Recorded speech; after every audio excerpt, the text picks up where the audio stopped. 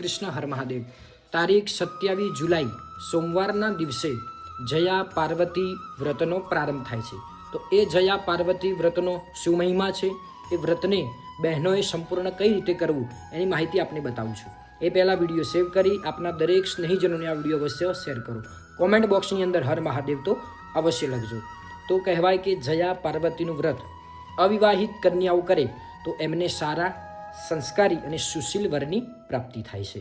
બીજા નંબરની અંદર એ વ્રત કઈ રીતે કરવું, તો 27 તારીખથી આ વ્રતનો પ્રારંભ થાય છે. તો સંપૂર્ણ 5 દિવસનું આ વ્રત રહેશે.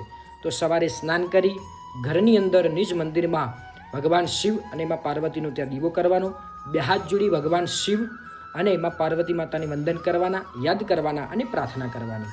ત્રીજા નંબરની અંદર ઘરે ગૌ અને ઝવેરા વાવવાના છે. 5 દિવસ એ ઝવેરાની પૂજા કરવાની છે. ત્યાર પછી રાત્રે જયા પાર્વતી કથાનું શ્રવણ કરવાનું છે.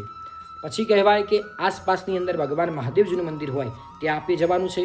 ભગવાન મહાદેવજી અને માતા પાર્વતીને આપે ફળ અર્પણ કરવાનું છે. 2 હાથ જોડી 5 દિવસ નિત્ય ભગવાન મહાદેવજી અને પાર્વતી માના આપે દર્શન કરવા ભગવાન મહાદેવજીના મંદિરમાં જવાનું છે.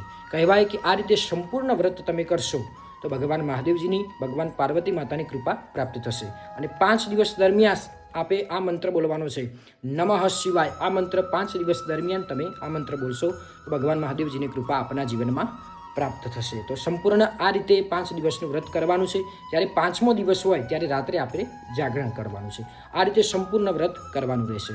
વિશેષ આ વિડીયોને વધુને વધુ શેર કરો, લાઈક કરો, કોમેન્ટની અંદર હર મહાદેવ અથવા તો શિવ પાર્વતી અવશ્ય લખજો. આવી જ જાણકારી માટે અમારા પેજને ફોલો કરી લેજો.